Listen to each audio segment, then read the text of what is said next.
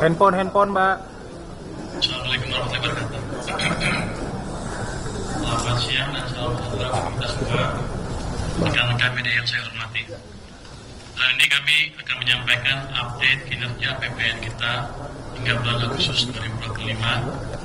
Saya akan mencoba terlebih dahulu dengan perkembangan perekonomian terkini global dan domestik dan akan dilanjutkan oleh para wakil menteri yang nanti akan membacakan masing-masing realisasi baik dari pendapatan, belanja maupun dari pembiayaan. Setelah itu saya akan tutup dengan kesimpulan. Jadi kita perlu membaca lagi.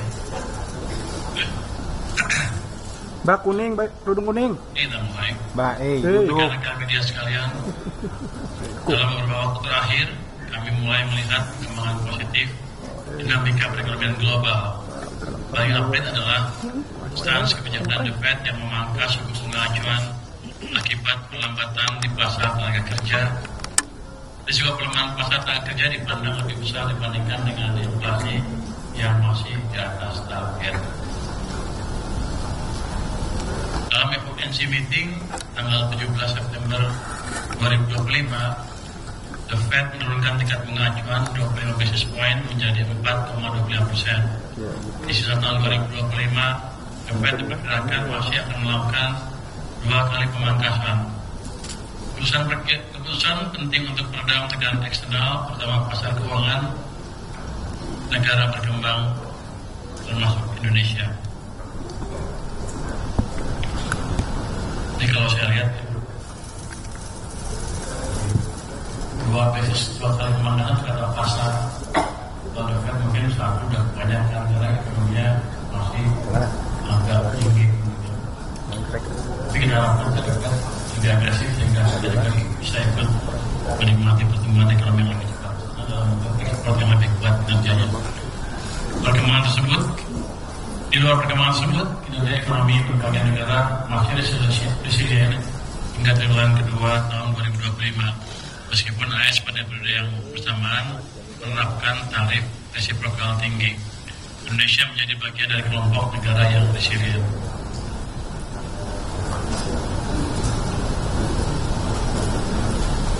Dengan berbagai latar belakang global tersebut, IMF merevisi ke atas outlook ekonomi global,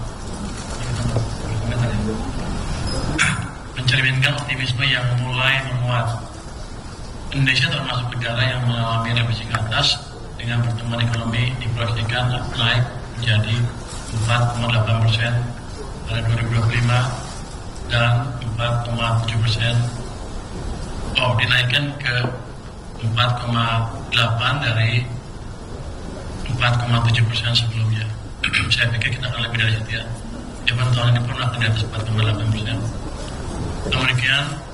Namun demikian, global masih dihadapi ancaman tensi perang dagang antara Amerika Serikat dan Tiongkok. Dinamika ini menjadi faktor risiko yang perlu terus dipantau dan dimitigasi. Kita harus waspada terhadap situasi yang terjadi di global dengan berbagai ketidakpastian global seperti volatilitas pasar keuangan, harga komoditas, serta ancaman geopolitik dan cyber.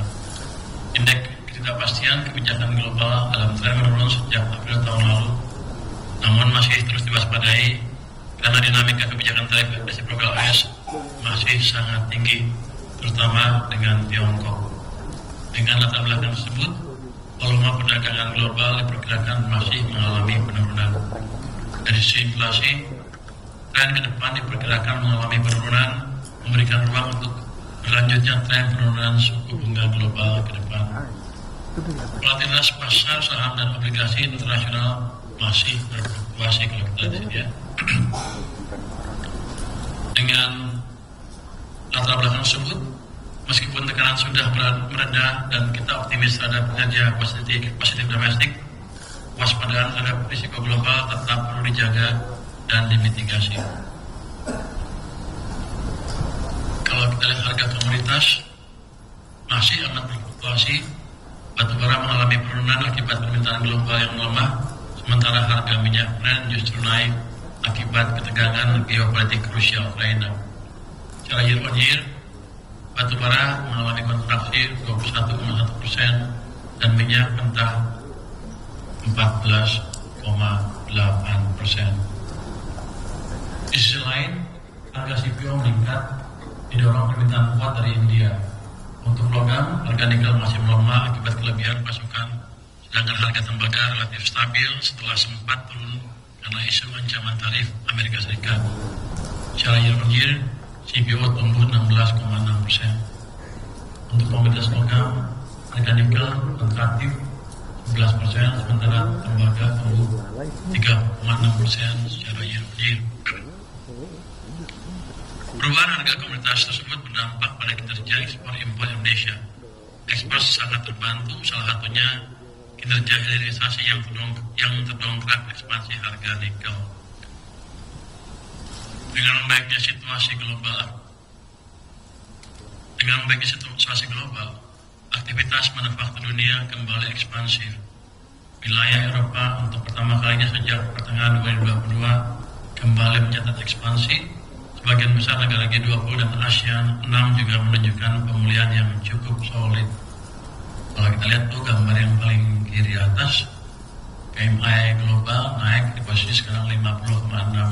Dan kalau kita lihat trennya tuh kayaknya positif terus. Jadi ke depan sepertinya akan membaik terus. Yang tinggal untuk manufaktur beberapa negara di G20 juga itu kelihatan naik. ASEAN juga sebagian besar mulai naik. Jadi Indonesia juga yang merah tuh udah naik di atas 50 lagi 50 lebih ya. Jadi sepertinya global tidak seburuk yang ditakutkan selama ini. Mereka mulai recover dan kalau hitungan saya nggak salah recovernya akan lama. Siklus bisnis itu kan Amerika tuh 10 tahun. Mereka mulai ekspansi 2023 terus sampai tahun 2030 akan lama. Jadi inilah environment global yang kita hadapi ke depan. Kalau kemana kita takut, sekarang harusnya berani. Apalagi emang domestic demand kita juga kuat. Jadi satu, ketidakpastian global walaupun masih ada, sudah jauh berkurang dibanding sebelumnya.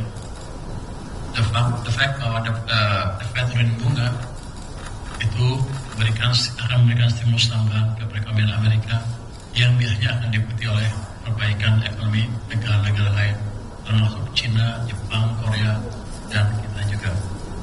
Karena biar gimana Amerika masih merupakan mesin pertumbuhan utama ekonomi dunia.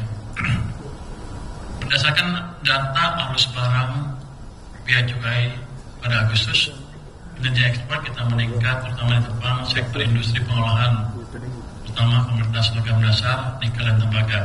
Sejalan dengan upaya hilirisasi mineral, akumulasi ekspor year to date hingga Agustus tumbuh 7,8% dibandingkan periode yang sama tahun lalu.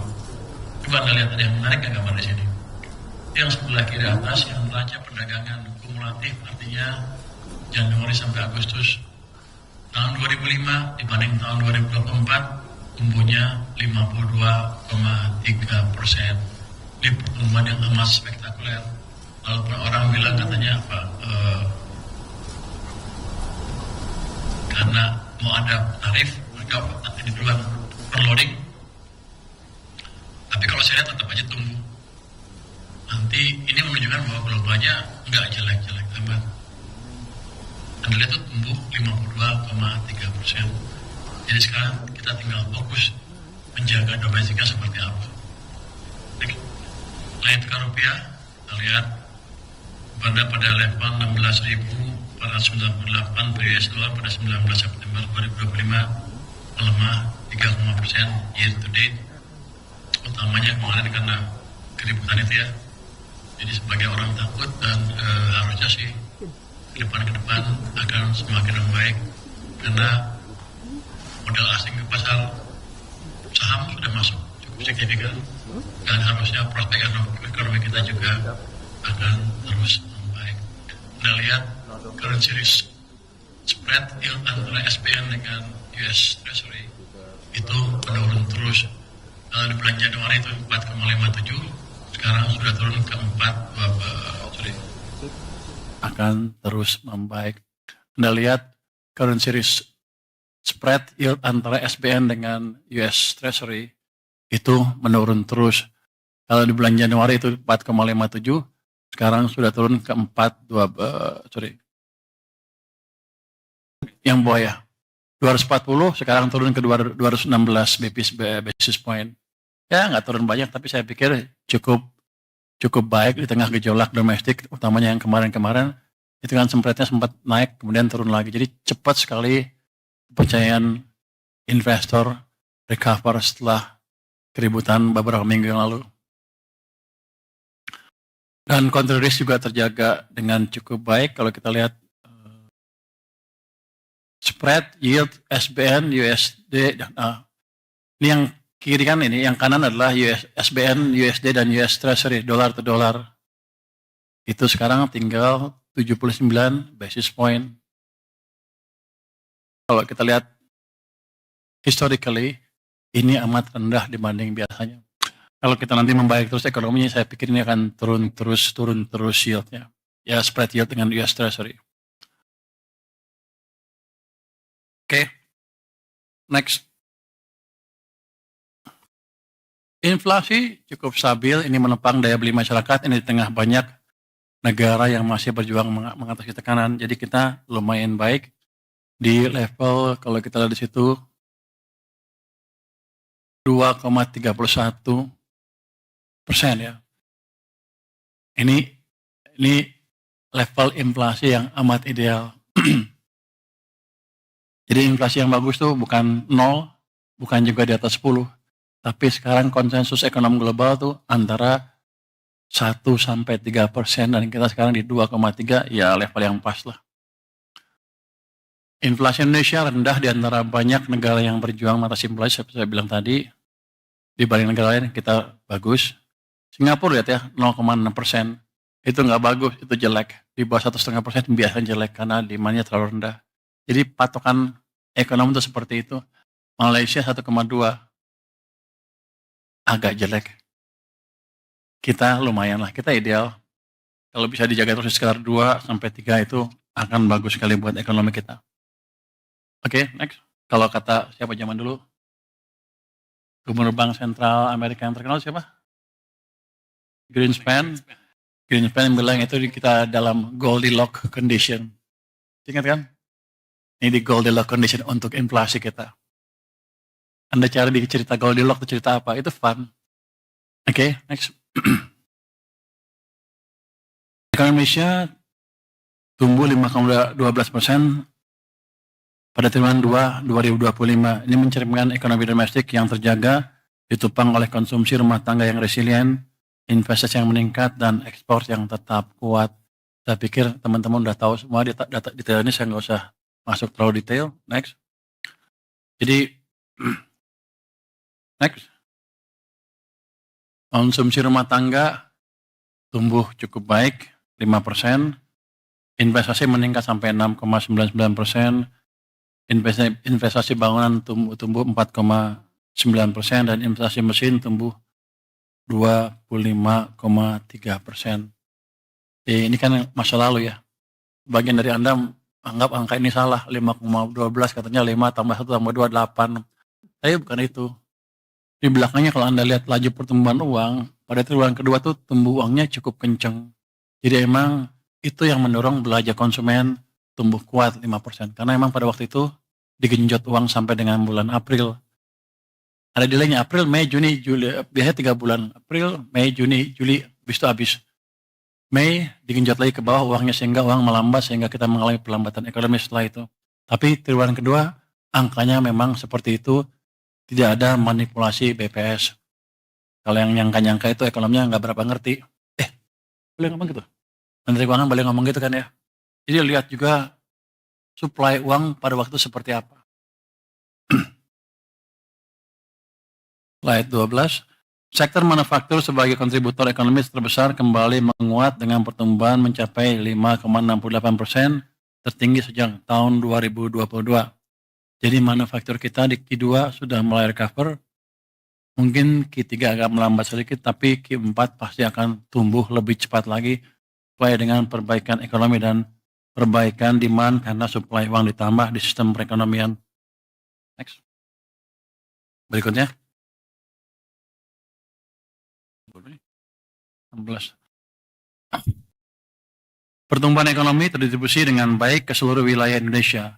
Pulau Jawa tetap menjadi kontributor utama perekonomian nasional dengan pangsa PDB sebesar 59,6% dan pertumbuhan mencapai 5,2%.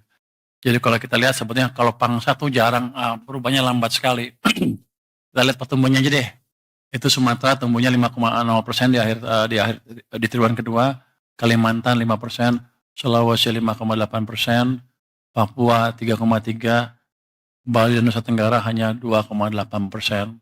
Jadi kita tahu kelemahan kita di mana, nanti itu kan kita perbaiki Bali, Nusa Tenggara, Papua, dan Nusa Tenggara ya. Oke, next. Berikutnya.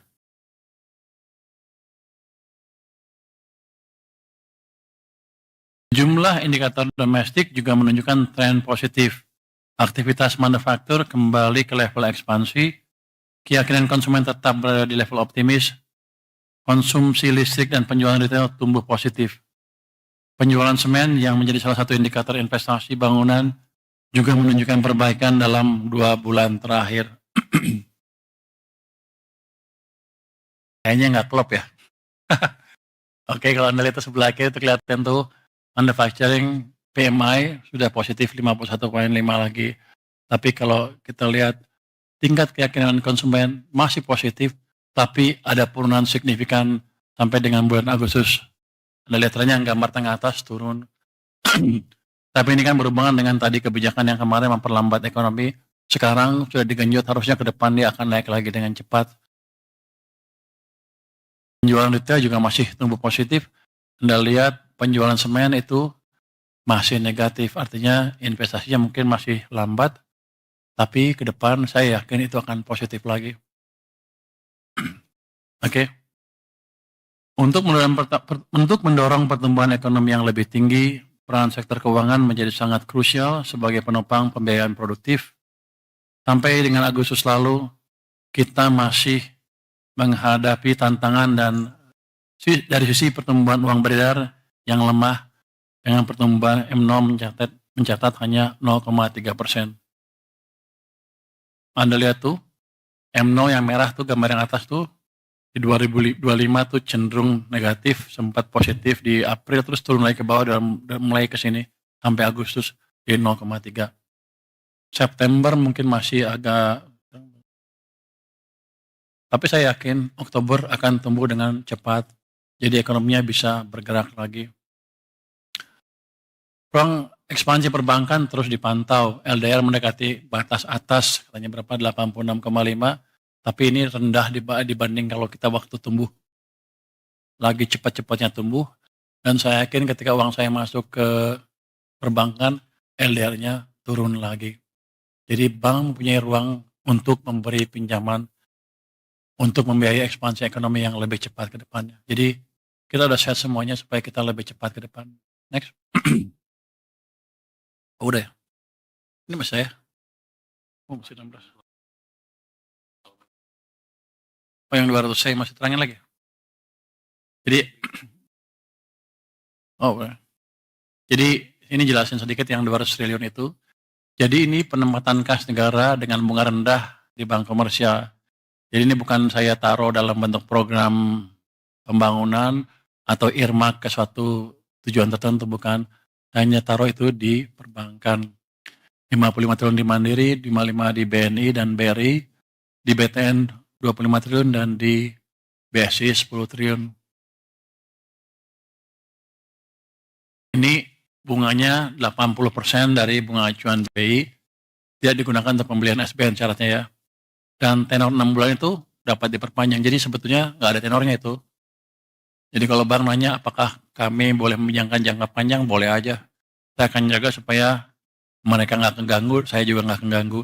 Dan kalau saya lihat dari sejarah stok uang kita di bank sentral, harusnya saya nggak akan pernah terganggu. Masih amat banyak, masih cukup. Ya hanya mereka nyaros sekitar 400 triliun atau lebih sepanjang tahun. Hanya pindahin sebagian. Ini dampaknya ke likuiditas naik, cost of fund jadi turun. Si Pak Hotman Paris ya, protes sama saya katanya. Waktu dia memperpanjang depositonya, bunga jadi turun. Dia jadi rugi katanya. Emang itu tujuan saya. Nah, biar dia belanja lagi. Kalau belanja kan ekonomi jalan. Atau dia bagi-bagi ke orang, ekonomi jalan. Memang itu tujuannya. Jadi itu merupakan konfirmasi bahwa kebijakan kita mulai jalan. Konsumsi dan investasi akan naik karena bunga turun dan multiplier effect untuk pertumbuhan ekonomi akan kelihatan semakin signifikan. Ini juga kedepannya akan kita sinergikan dengan fiskal moneter. BI sudah menurunkan 25 basis. Itu tujuannya sama untuk membantu likuiditas di sistem perbankan supaya bunga turun, supaya ekonomi jalan. Jadi mereka juga sekarang pro growth. Oke, saya pikir utamanya itu untuk dampak dari apa? Manfaat dari penempatan dana yang 200 triliun itu. Next.